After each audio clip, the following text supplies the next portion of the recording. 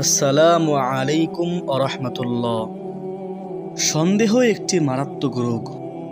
নামাজে দাঁড়িয়ে সন্দেহ হয়, অজু বোধহয় ভেঙে গেছে, 3 রাকাত পড়লাম না 4 রাকাত। সন্দেহ মানুষকে কাজে অগ্রসর হতে দেয় না। দেওবন্দ মাদ্রাসার দাওরা ফারেক এক ছাত্রের একবার সন্দেহ হলো যে তার মাথা নেই। এই কথা সারা মাদ্রাসার মধ্যে ছড়িয়ে পড়ল।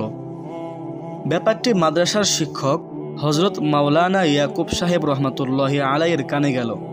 তিনি ছুটে গেলেন ছাত্রটির কাছে, জিজ্ঞাসা করলেন, তোমার নাকি মাথা নেই? ছাত্র বলল, জি না। তখন হজরত জুতা খুলে ছাত্রটির মাথায় মারতে লাগলেন। ছাত্রটি চিৎকার করতে লাগলো, মরে গেলাম, খুব লাগছে, আমাকে ছেড়ে দিন। হজরত জিজ্ঞাসা করলেন, কোথায় লাগছে? ছাত্র বলল, মাথায় লাগছে। এবার হজরত বললেন, তোমার তো মাথা নেই, তাহলে মাথায় ব্যথা লাগছে কিভাবে? ছাত্রটি বলল, মাথা আছে হজরত, মাথা আছে। এবার হজরত বললেন, আর কোনোদিন বলবে তোমার মাথা নেই? বলল, না হজরত, না। তখন তিনি ছাত্রকে ছেড়ে দিলেন। সুতরাং সন্দেহকে গুরুত্ব দিতে নেই, সব কিছু ঠিক আছে মনে করে কাজ করতে হবে। মহান আল্লাহ তাআলা যেন আমাদের অন্তর থেকে সন্দেহকে দূর করে দেয়।